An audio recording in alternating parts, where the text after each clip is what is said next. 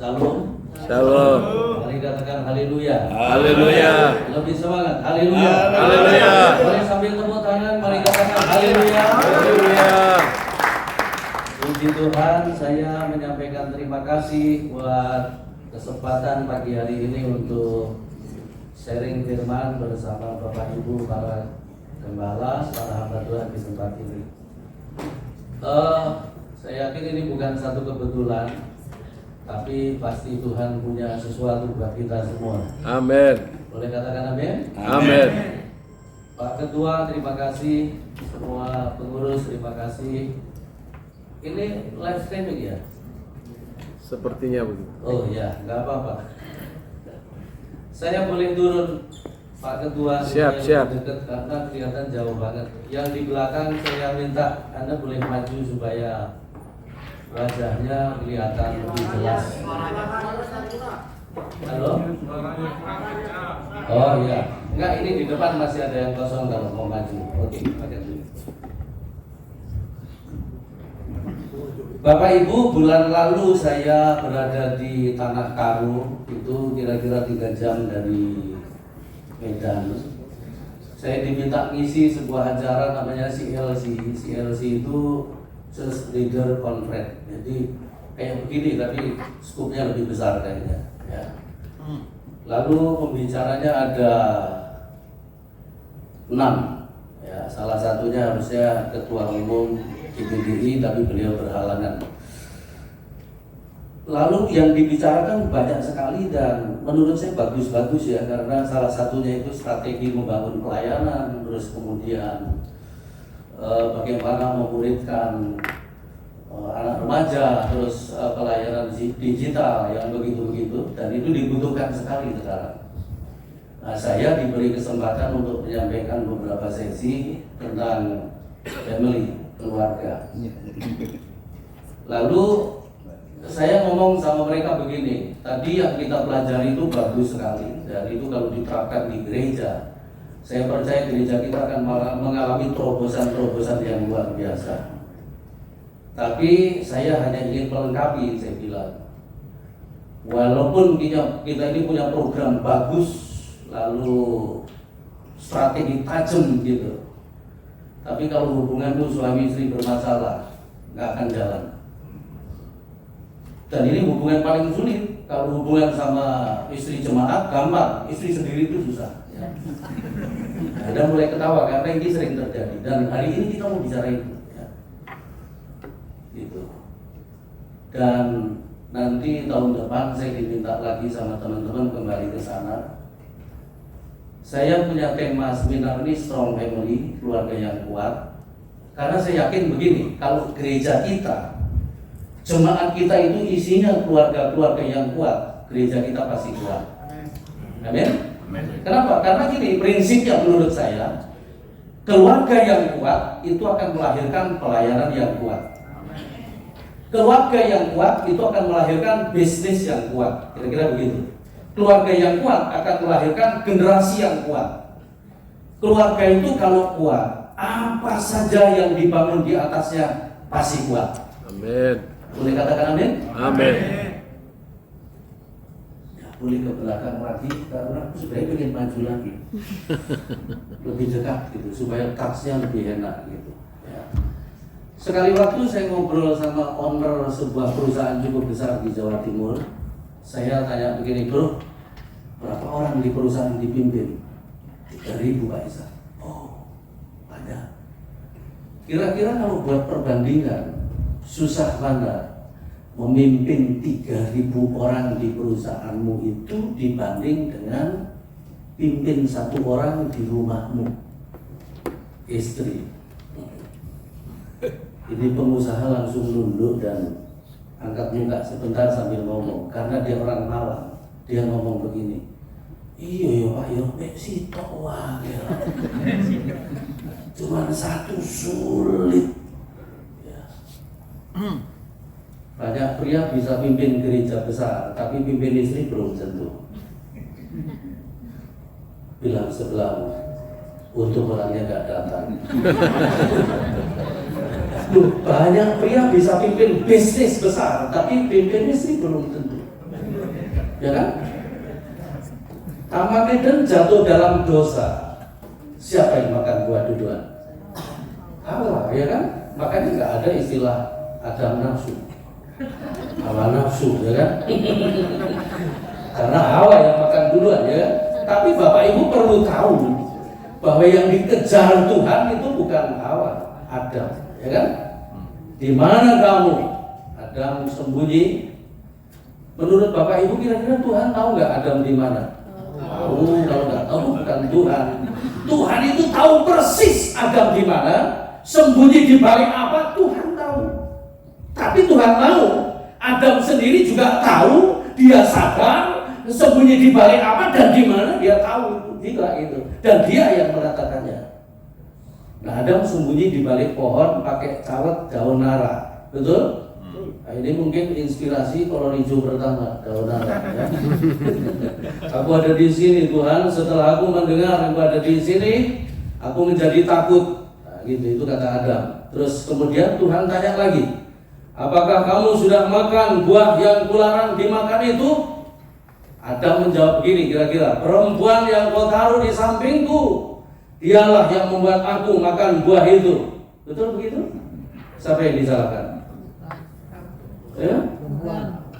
Kalau saya katakan begini loh Bapak Ibu, perempuan yang kau taruh di sampingku, siapa yang disalahkan?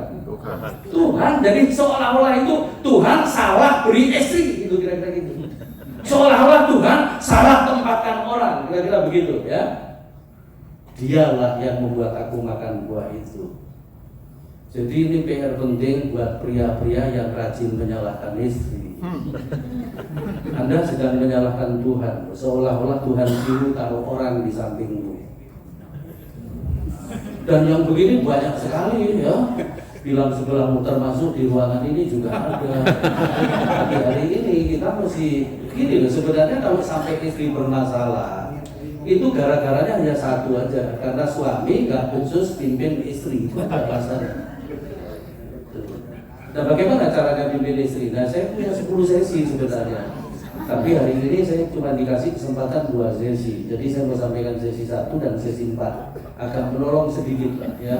Nanti tahun depan kalau saya sempat sambil lewat saya mampir sini lagi, betulin diri lagi. Dan saya nggak mau begini, saya tidak mau hanya memindahkan isi kepala saya ke kepala Anda. Karena apa? Jadi pengetahuan nanti. Aku cuma pengen membagi apa yang sudah saya lakukan, saya bagi buat Anda, dan mari kita lakukan bersama-sama. Haleluya. Jadi seminar ini kita buat, kalau menurut saya, jangan hanya untuk pengen tahu, tapi kita pengen betulin sikap hidup kita. Boleh katakan amin? Amin. Kalau itu nggak terjadi, jemaat yang Anda pimpin juga nggak akan berubah. Gitu. Karena kita ini kan role model di gereja sebenarnya. Kayak gitu ya. Saya Ishak Tulus, istri saya Jeti Kaligis, anak kami 6. Ya. Kelihatannya ada melecehkan ya. Jadi gini, saya nikah 30 tahun, 5 tahun lalu istriku meninggal, terus saya nikah lagi. Nah, gitu. Dan saya mau kasih tahu, second marriage nggak lebih mudah, lebih sulit. Kalau nggak tanya, kalau nggak percaya boleh tanya Michael. Tapi dia kan baru jalan. Kalau saya sudah hampir 3 tahun. Tapi saya sudah tanya sama dia, Mi, kita sudah hampir 3 tahun berumah tangga, sudah pernah bertengkar belum? Istriku jawabnya begini, belum. Haleluya. Ini istriku yang jawabnya. Apa yang saya lakukan? Pegang firman. Jangan pakai pandangan sendiri, pasti berantem. Mesti pakai firman. Boleh katakan amin? Amin. Ya, terus saya tanya dia, kamu dulu nikah pertama dengan almarhum berapa lama dari diberkati terus berantem gitu? Seminggu. Lu gak peduli pendeta, kalau rumah tangga itu sulit memang. Saya ini sekarang lagi nolongin satu hamba Tuhan, suami istri masih muda. Istrinya telepon saya, Om, saya dulu saya pikir kalau nikah sama hamba Tuhan itu aman. Ternyata ini baru 1 tahun berjalan, aku sudah 4 kali dicekik. Tapi kalau di sini kayaknya nggak ada ya kan. Ini adanya di rumah masing-masing ya. Kalau di sini nggak ada, percaya.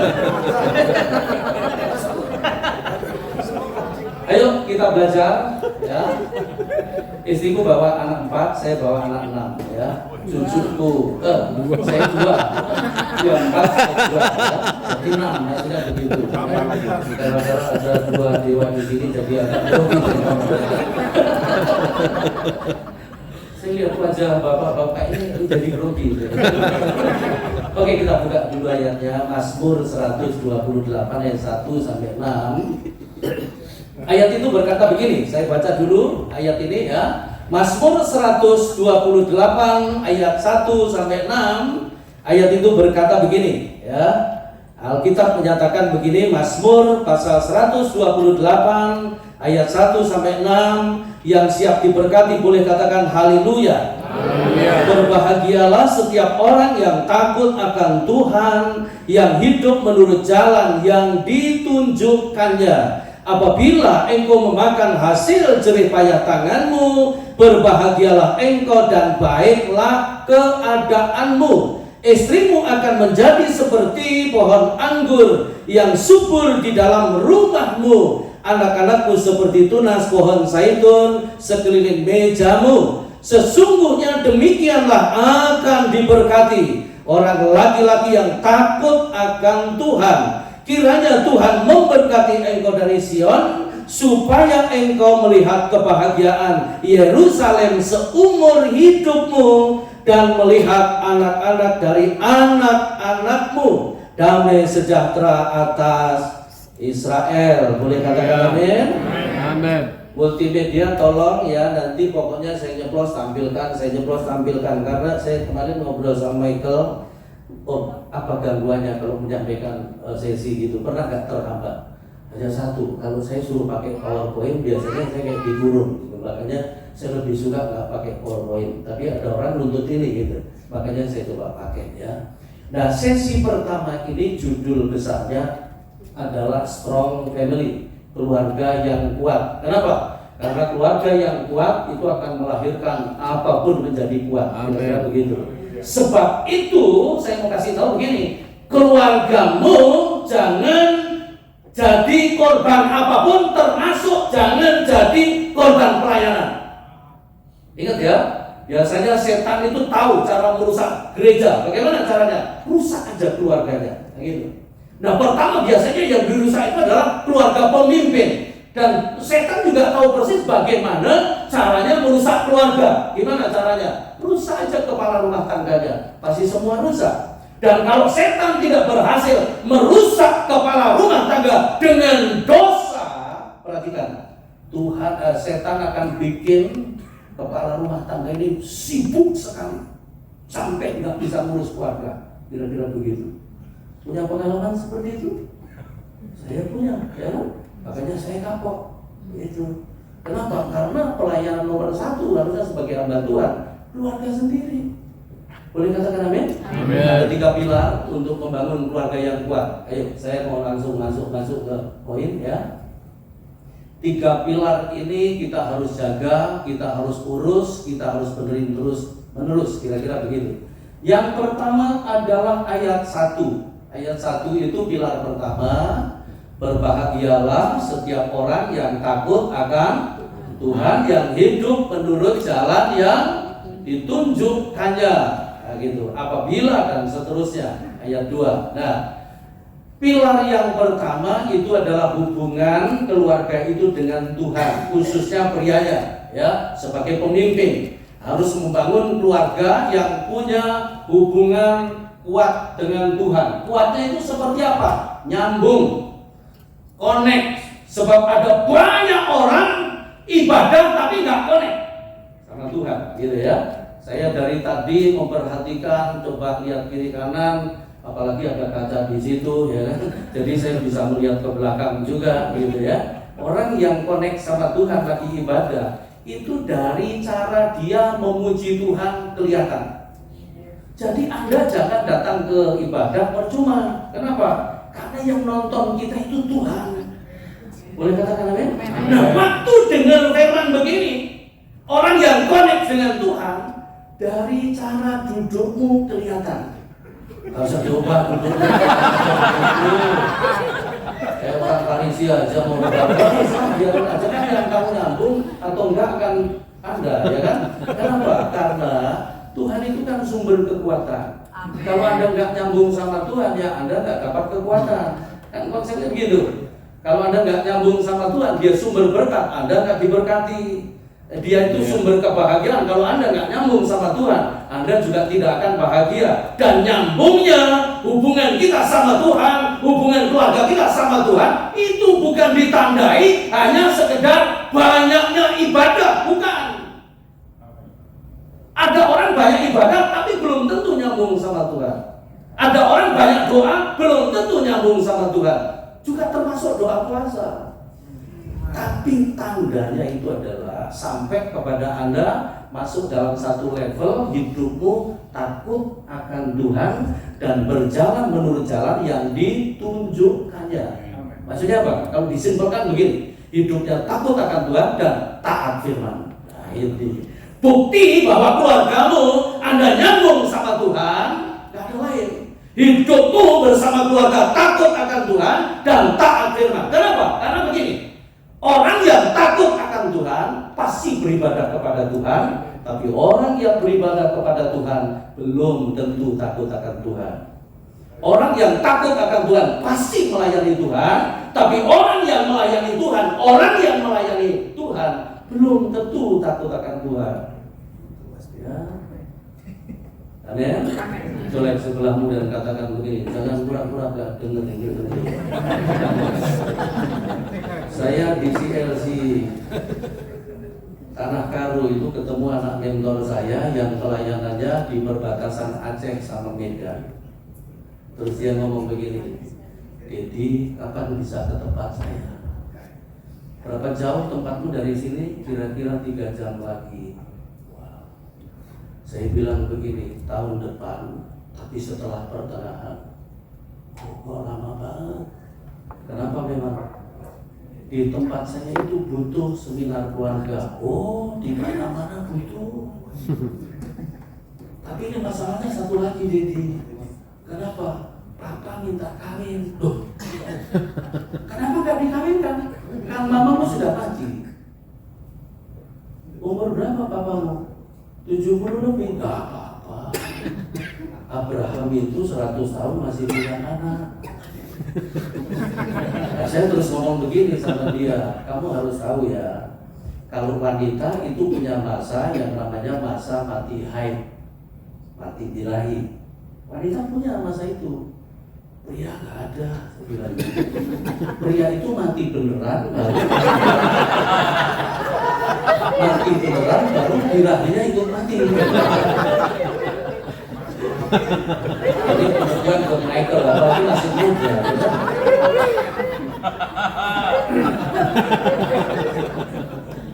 Nanti sesi 2 kita bahas habis tentang seks, ya. Kayak Anda tahu. Kalau wajah ini beberapa orang ini seks banget. Terus ini anak gembala dan ingin papanya bakal meneruskan kira-kira begitu. Terus tiba-tiba ini anak ngomong begini, tapi Desi, takutnya gini kalau dinikahkan, takutnya nanti nasibnya kayak almarhum mama. Loh, kenapa almarhum mama? Aduh, pokoknya dulu asal papa berdiri di belakang mimbar khotbah, mama di bawah langsung berdiri sambil nunjuk-nunjuk. Mama diangkat masuk kamar. Asal papa berdiri di belakang mimbar, mama juga berdiri dan sambil ngomong, bohong, itu gak bener, bohong, angkat masuk kamar. Mama mati stres. Jadi Bapak Ibu, aslinya kita itu bukan di situ. Di belakang mimbar itu seringkali justru banyak orang bersandiwara, orang munafik. Ya. Makanya aku gak mau di situ.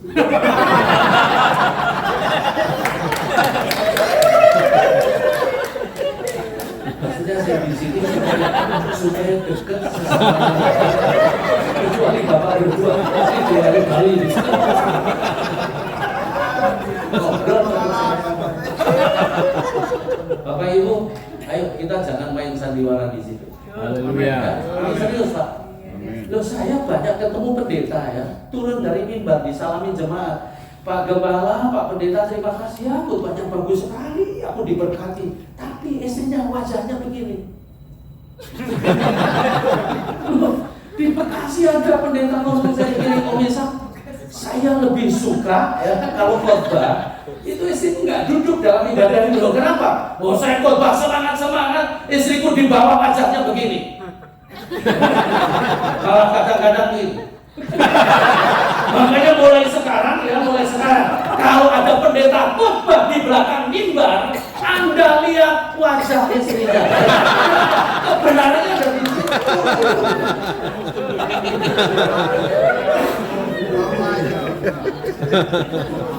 Bapak Ibu, saya mau kasih tahu, jemaat itu nggak butuh hanya khotbah bagus. Haleluya. Tapi butuh hidupmu itu jadi teladan. Amin. Amin.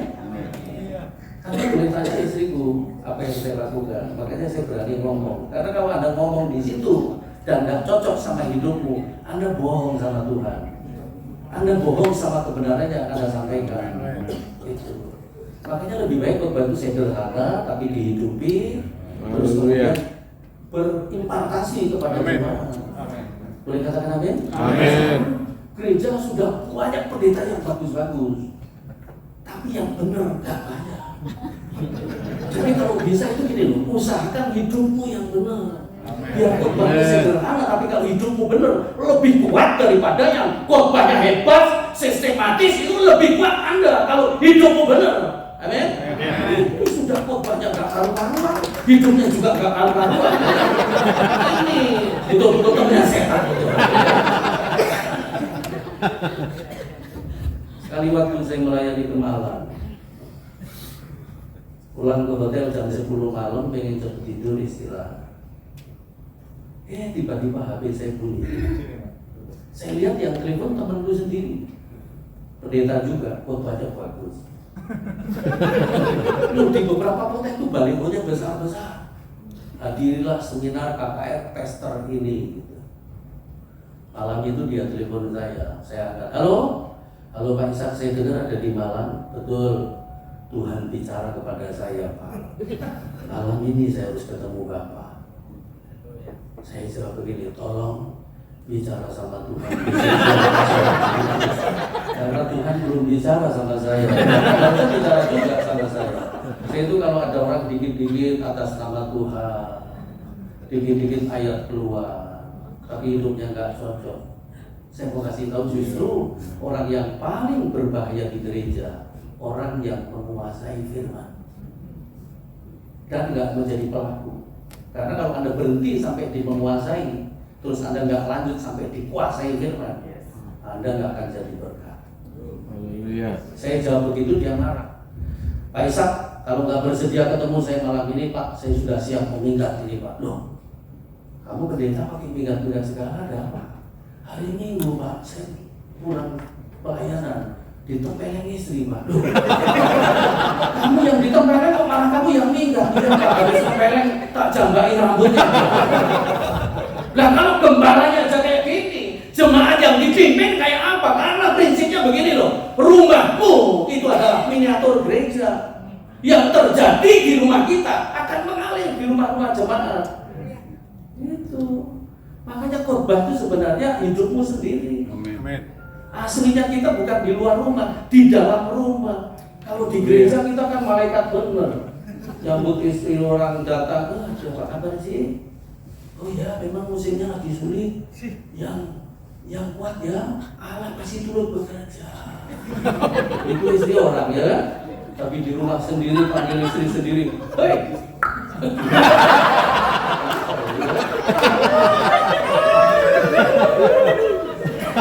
Tapi yang saya tahu di sini nggak ada ya.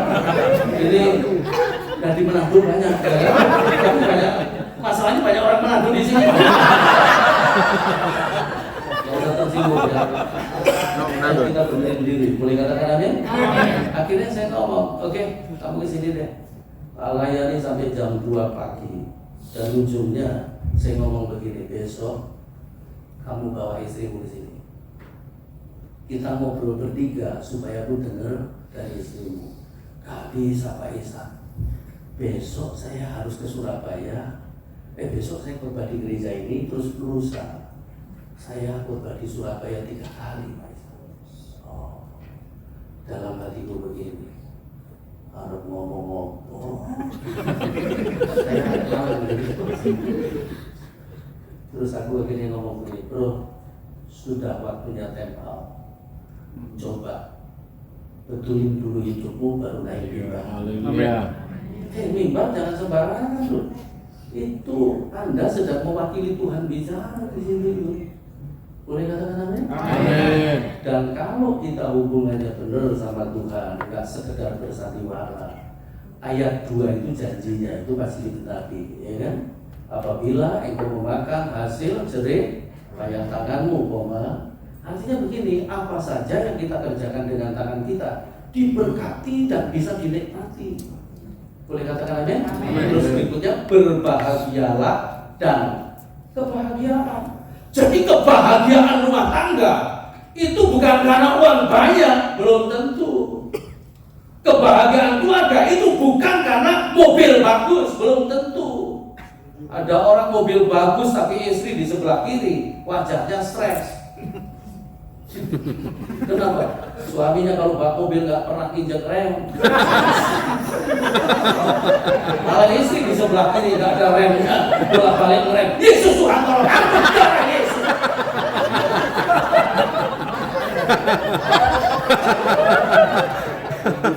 Yang pertama itu pelakunya.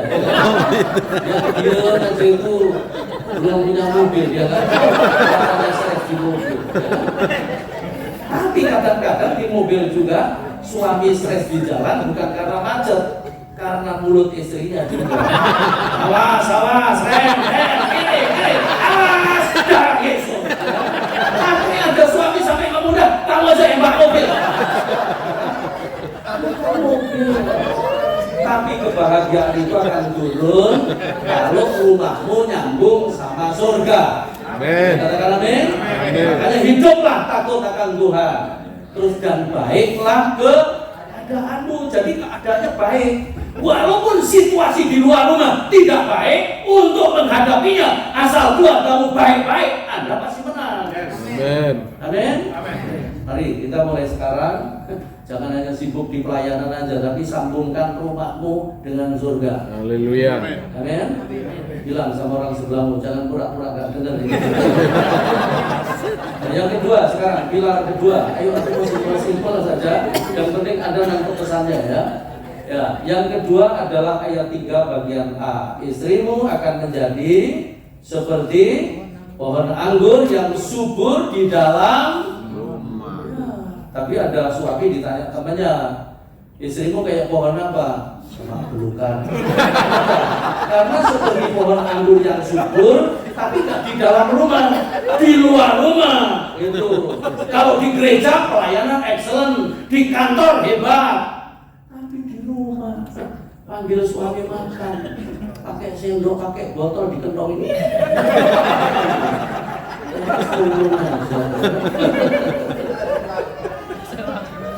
Bilang sama sebelahmu, kayaknya ada wanita seperti itu di sini. Mulai sekarang, Anda jangan seperti semak belukar, ya kan?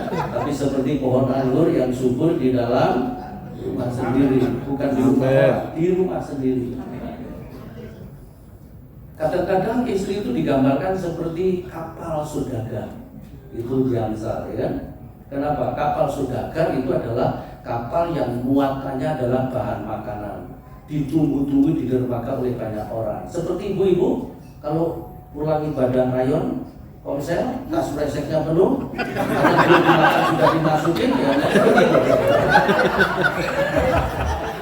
Tapi ada satu orang ditanya sama temennya, istrimu kayak kapal apa? Kapal selam. Kok bisa? Nah, saya pulang nggak disambut dengan teh atau kopi gitu, malah disambut pakai berondongan. Saya nggak sabar langsung tak petralium.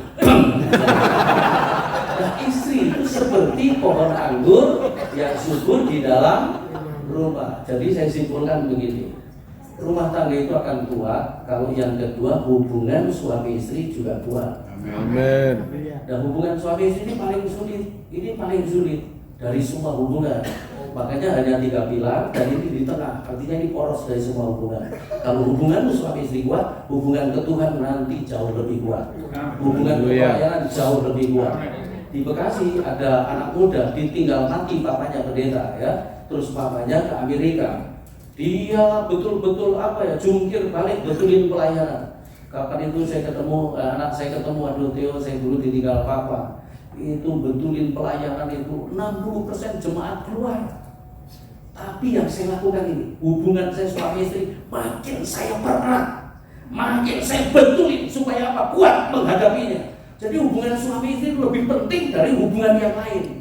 Amin. Boleh katakan amin? Amin. Dan ini jangan dikorbankan dengan hubungan yang lain-lain. Kenapa? Karena hubungan suami istri itu hubungan sedaging. Gitu. Kata firman begitu kan?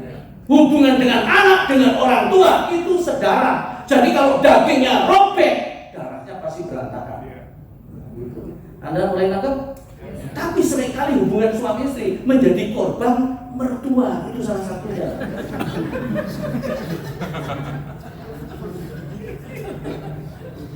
Kenapa kamu senyum-senyum?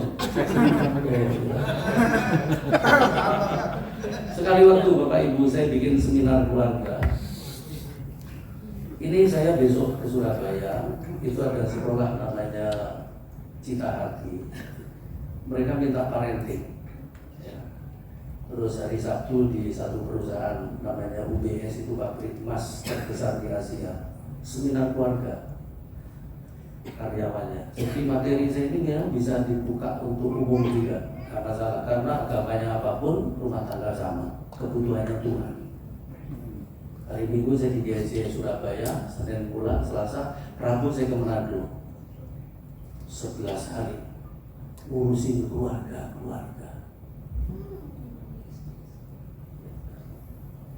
Sekali waktu saya bikin seminar keluarga lalu saya pisah. Suami saya sendirikan di satu ruang, istri saya sendirikan di satu ruang. Terus saya masuk di ruang suami. Saya ngomong begini, Bapak-bapak, siapa di antara bapak-bapak yang menyesal menikah sama wanita yang sekarang sudah jadi istri? Boleh angkat tangan, mumpung istrimu udah ada di sini. Ini nggak usah dipisah nanti. Nanti saya nggak ngomong-ngomong, kita berdoa. Boleh angkat tangan? Ternyata banyak. Saya tanya pria paling depan, Pak, kenapa menyesal menikah sama ibu? Wah, Pak Isa, istri saya itu keras kepala. Ya, kalau nggak keras bukan kepala. Saya masuk ke tengah yang tadi angkatannya paling tinggi. Pak, kenapa menyesal menikah sama ibu? Pak Isa, istri saya itu kayak radio rusak. Maksudnya Bapak, on-off-nya sudah down. Maksudnya apa? Pagi melek mata, jeplak mulut itu sepanjang hari. Jeplak mulutnya begini. Normal itu Pak. Yang nggak normal itu kalau mulut istrimu begini nggak kali lah. Kalau masih begini biar. Kenapa mulut istri begini? Nanti sesi buat kita tuntas kali ya. Kenapa mulut istri begini? Ya. Terus saya ke belakang yang tadi angkat tangan juga. Pak, kenapa menyesal menikah sama ibu? Pak Ishak, istri saya itu biar wanita Pak. Tapi tidurnya Pak, orangnya itu kayak gempa bumi. Masa sih Pak kayak gempa bumi? Betul Pak, tempat tidur itu kadang-kadang bisa goyang loh Pak. Masa sampai segitu? Betul Pak Ishak. Pak Ishak aja belum pernah tidur sama istri. Ngapain aku tidur sama istri itu?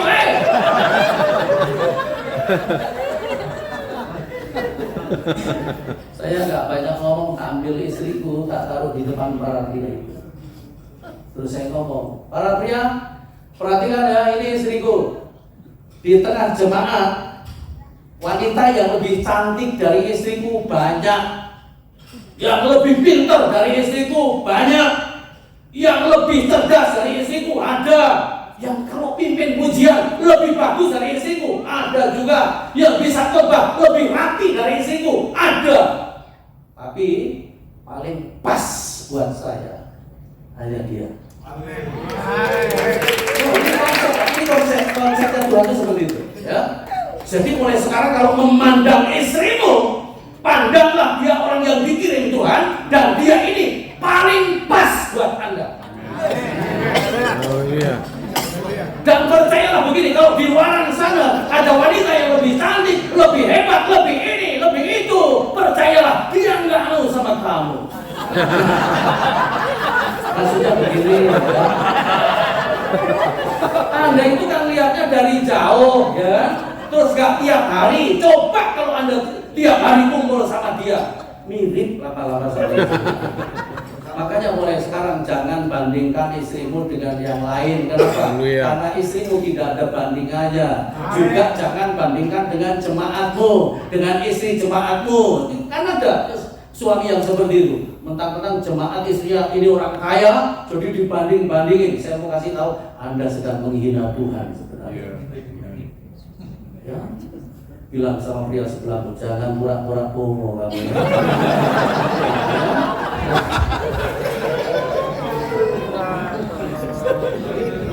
Pak Ketua, minta maaf saya kalau ngomong kadang-kadang kebablasan. Enggak diundang lagi enggak apa-apa.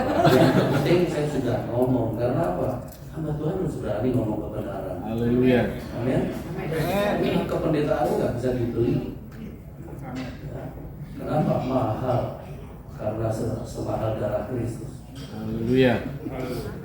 Lalu saya masuk di ruang wanita, istri. Ya. Saya tanya, ibu-ibu, siapa di antara ibu itu yang menyesal menikah sama pria yang sekarang sudah jadi suami? Boleh kan? Tadi kita doa. Lebih banyak. Kalau dia tanya orang gitu, apa kabar Pak? Gitu. Pasti dia bilang, puji Tuhan baik-baik. Walaupun nggak baik, ya kan?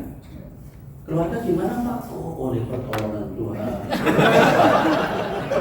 Itu kalau dicek kebenarannya hanya 25% kekuatan. Kenapa? Begitu Anda tanya istrinya, Bu, apa kabar? Gimana keluarga? Waduh, Pak. Itu 75%. Makanya kalau tanya keluarga, tanya ke istri, jangan ke prianya. Kenapa? Karena pria itu rata-rata master no problem. Saya 20 tahun Pak ada di kecelakaan pria, jadi saya tahu pria. Ya kan? Tapi pria kalau dimulihkan itu bisa memulihkan semuanya, karena kata pria itu artinya sumber. Jadi kalau sumbernya pulih, semua pasti pulih. Lalu saya tanya wanita paling depan, Bu, kenapa menyesal menikah sama Bapak? Aduh Pak Isa, kalau bukan karena anak Pak.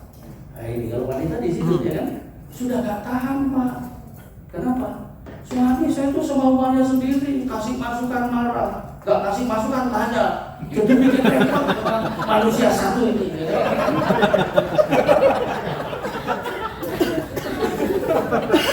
Sok tahu, pintar sendiri, kita ini dianggap gak ada. Saya belum ngomong nih ya, baru ngangkat muka gitu. Di belakang ada beberapa orang. Pak Isa, ya, boleh nggak Pak tukar tambah? Nah setahun sebelum itu saya melayani seminar bukan seminar, ibadah wanita di gereja itu. Nah saya sempat tanya begini, ibu-ibu, seandainya suamimu mati, terus Anda juga mati, terus Anda berdua dihidupkan kembali dan boleh pilih. Ya, ini hanya seandainya, bukan kebenaran. Boleh pilih. Apakah ibu-ibu masih mau jadi istri suamimu yang sekarang ini? Saya kaget loh, beberapa orang angkat tangan sambil ngomong, nggak sudi. Saya jujur pulang, tanya istri loh. Istri udah tidur tak bangunin, Mbak, tolong bangun, Mbak, tolong bangun. Ya, Bapak mau tanya, penting nggak pertanyaannya? Penting banget, begitu penting banget, langsung duduk, matanya masih belum lengkap, masih setengah sadar gitu. Saya tanya, Mbak, seandainya Papa mati. Loh, kenapa dia kaget? Dia kaget, aku senang, ya kan? Karena kalau dia nggak kaget kan berarti dia senang kalau saya mati. Ya kan? Papa mati terus Mama juga mati, terus kita dihidupkan diajukan kembali, boleh pilih. Masih mau jadi istriku? Aduh Pak, bikin kaget. Bapak-bapak nanti malam boleh tanya istri. Bang, seandainya Papa mati, tiba-tiba istrimu jawabnya begini, kapan? Enggak, ayo kita betulin aja itu kita. Nah, hubungan suami istri yang benar, yang kuat itu memiliki 4 tanda, ya 4 tanda. Kalau next, nah ini ya. 4 tanda hubungan suami istri yang benar, yang kuat, begitu ya. 1, bisa dinikmati. Jadi hubungan suami istri itu nikmat gitu, gak mendatangkan penderitaan. Ngadepin penderitaan pun dihadepin berdua. Boleh katakan amin? Amin. Bisa dinikmati gitu ya. Terus yang kedua, memiliki komunikasi sampai pada tingkatan ngobrol yang tidak penting. Kenapa? Karena kalau semua yang penting-penting itu bukan keluarga namanya, itu kantor kabupaten namanya. Jadi nggak tegang gitu loh, ya cair. Komunikasinya itu cair gitu. Ya, saya itu kalau di rumah istriku ngomong, Pak kamu itu kalau di rumah sampai anjing pun ikut bahagia. Tapi kalau gak ada kamu istri, yuk kita buat rumah kita itu harusnya cair. Jangan sampai malah anakmu lagi main-main, tiba-tiba yang kecil ngomong, kak cepet beresin kak, cepet beresin. Kenapa? Papa pulang nih. Coba kamu tahu ini hadiratnya sudah terang. Hadiratnya itu menyeramkan gitu ya kan? Mesti cair ya. Yang ketiga, saling terbuka dan tidak ada yang disembunyikan. Kok bisa ngomong gitu ya?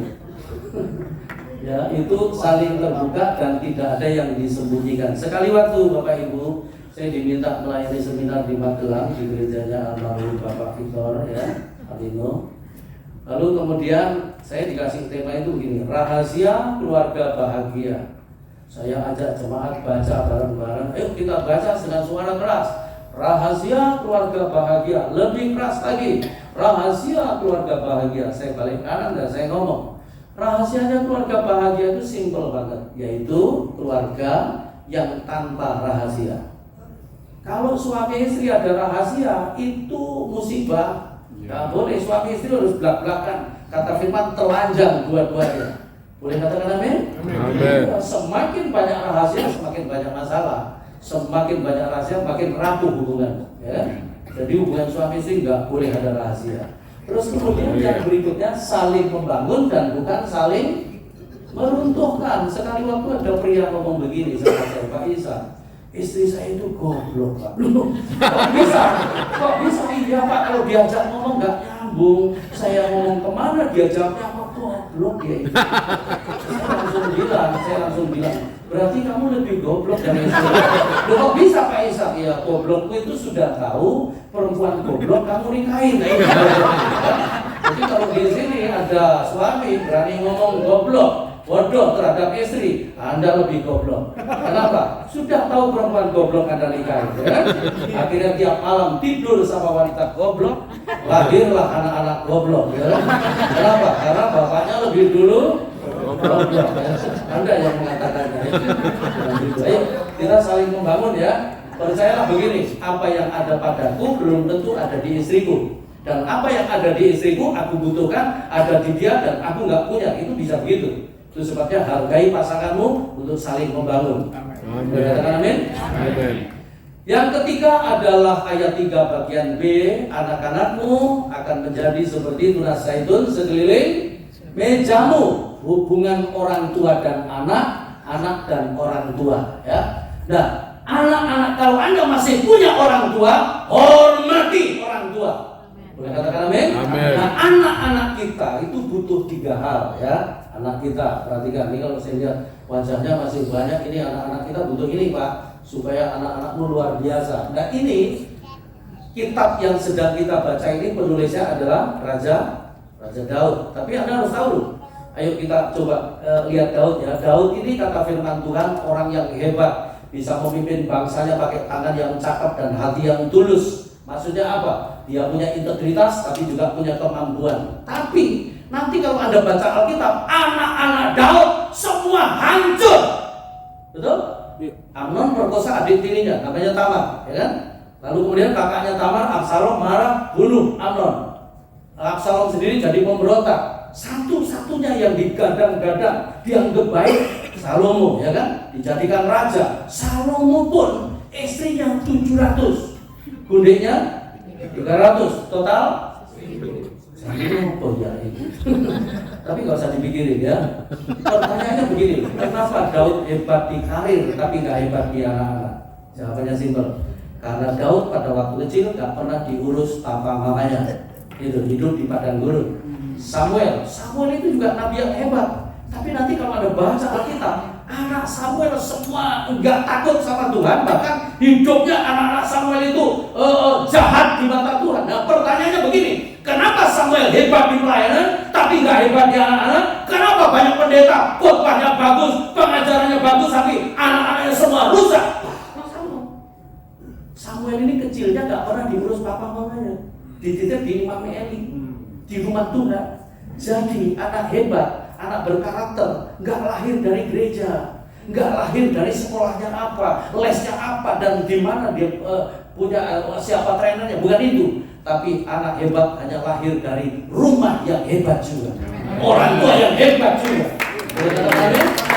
Jadi sasaran pertama harusnya anak-anakmu, anak-anak saya. 2, secara prinsip sudah lebih hebat dari saya. Ketika pelayanan saya serahkan ke dia, gak ada jemaat komplek. Kenapa? Disiapkan sebelumnya, itu didampingi, dan dia hatinya ternyata lebih gembala daripada saya. Kalau dia betul-betul bisa nangis karena jemaat kadang-kadang, kalau saya masih kadang-kadang jemaat nangis karena saya. Ini loh, harusnya prinsipnya gini loh Pak ya, pendeta yang hebat harusnya melahirkan pendeta yang lebih hebat. Pembisnis yang hebat harusnya melahirkan pembisnis yang lebih hebat. Sekali waktu saya melayani satpam, kira-kira 600 orang, ya, Muslim semua. Saya begitu berdiri depan mereka, saya ngomong, hari ini kita ambil keputusan besar. Rumahmu tidak boleh lagi melahirkan satpam. Anak-anak satpam itu harusnya Kopassus, harusnya Brimob, harusnya Camat, begitu. Kalau sampai jadi satpam lagi, berarti gagal. Nah, Anda juga begitu, nggak boleh melahirkan orang seperti ini. Kalau seperti ini boleh. Beberapa orang wajahmu kelihatan nggak jelas. Anakmu harus lebih hebat dari caranya gimana? Ini baru di permukaan aja, saya ngomong belum dalam-dalam ya. Nah, anak kita butuh 3 hal ini Pak. Yang pertama, afirmasi identitas. Kenapa? Karena anak yang tidak mengenali dirinya secara benar, dia nggak tahu akan pergi kemana. Artinya begini, anak yang nggak tahu dirinya siapa dan potensinya apa dan apa yang ada dalam dirinya, maka dia nggak punya visi. Dan orang tua harusnya begini, anak yang lahir itu semua luar biasa. Boleh katakan amin? Dan orang tua harus ambil kuncinya, buka itu supaya keluar semua. Harusnya begitu. Caranya gimana? Afirmasi identitas. Afirmasi identitas seperti apa sih? Contoh simpel aja yang paling sederhana. Sekali waktu ada, aku ini sudah kebablasan waktunya kayaknya. Sedikit lagi ya, saya selesaikan. Sekali waktu ada anak kecil pulang sekolah, dia nangis histeris. Terus papanya, kamu laki-laki, tidak boleh nangis. Nah ini identitas yang salah. Laki-laki itu boleh nangis. Ya. Kalau laki-laki nggak pernah nangis, biasanya nanti pinter bikin nangis istrinya. Jangan aja nangis. Karena laki-laki hebat tidak akan menahan tangis ya, dan dia tahu kapan harus berhenti menangis gitu.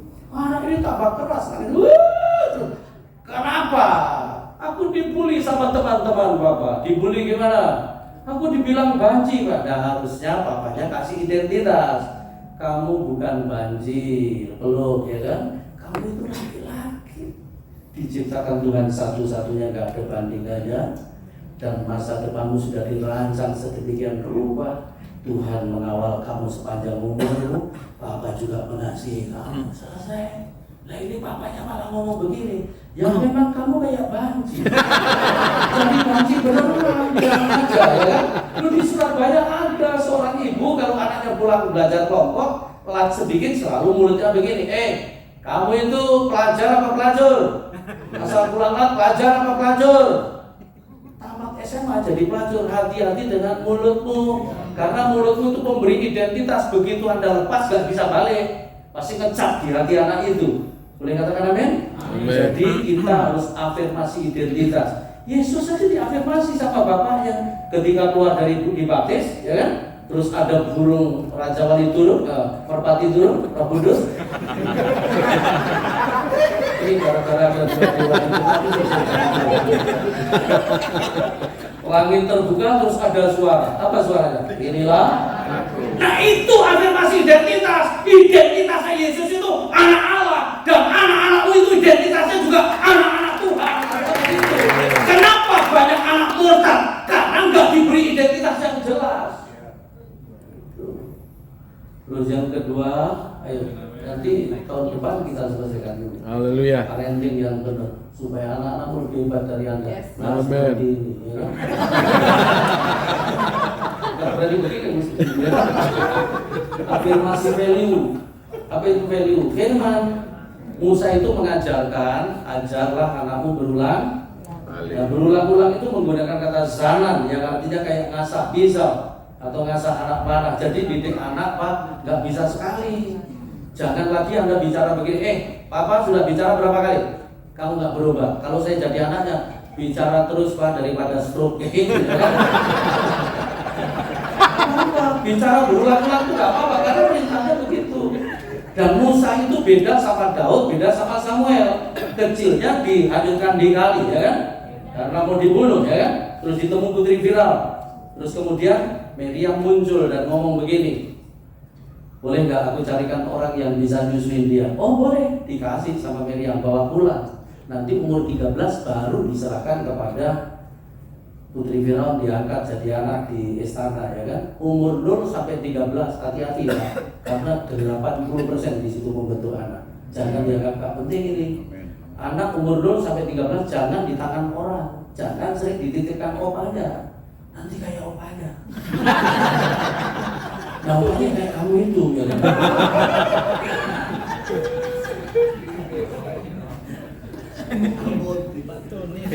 Value itu firman, nilai, kebenaran. Dan itu butuh diajarkan berulang-ulang. Boleh katakan amin? Amin. Dan saya kalau parenting pasti keluh aja yang ikut begini, Pak, saya suami istri sepakat didik anak begini Pak, tapi opa-omanya Pak semua diubah.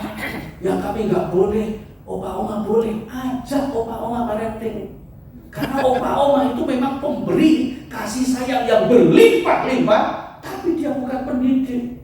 Pendidik itu papa mama, opa-oma itu cenderung justru kadang-kadang, nggak semua, menjadi penjahat yang penuh kasih sayang.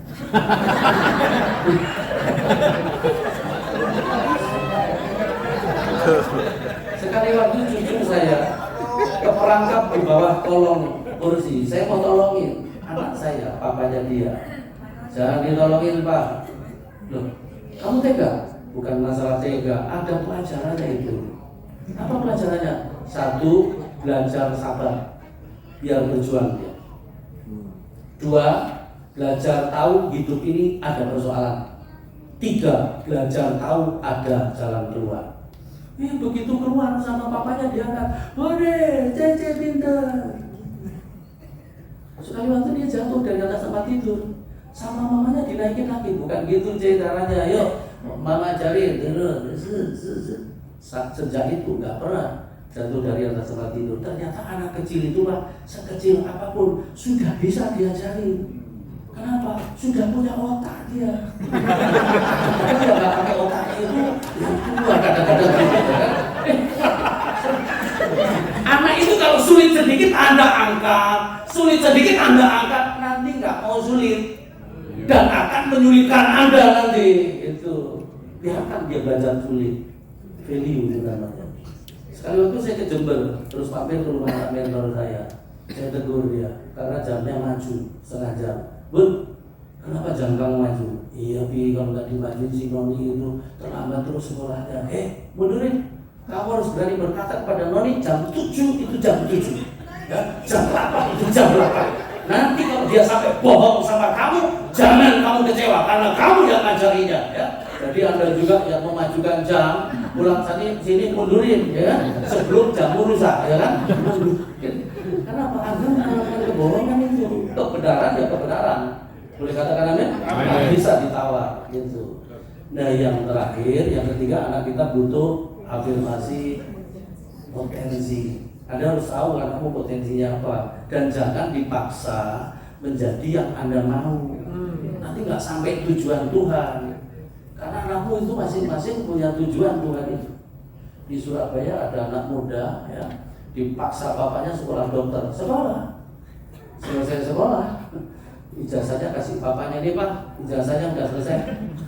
Tapi aku nggak mau jadi dokter, aku mau jadi hamba Tuhan, jadi pendeta. Dan sekarang membuka di Pakuan Mall, usia 29 tahun, jemaatnya hampir 5.000. Dan minggu ini saya berbuat di sini 3 kali. Ya, jadi saya mau kasih tahu, biarkan anakmu mencapai apa yang sudah dirancang Tuhan, bukan rancanganmu. Dan ada yang mengawalnya. Boleh katakan amin? Amin. Ya, yuk kita tundukkan kepala sejenak buat sesi ini. Musik saya ingin nyanyi satu pujian. Yuk, musik.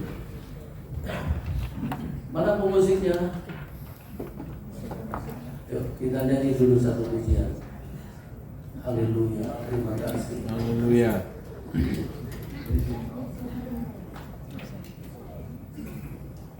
Kita boleh slow saja ya waktunya ya, maksudnya yang penting selesai terus kita tangkap, kita hidupi supaya rumah tangga kita berubah. Ya, kekuatan di hidupku ku dapat dalam Yesus. Kita nyanyikan pujian.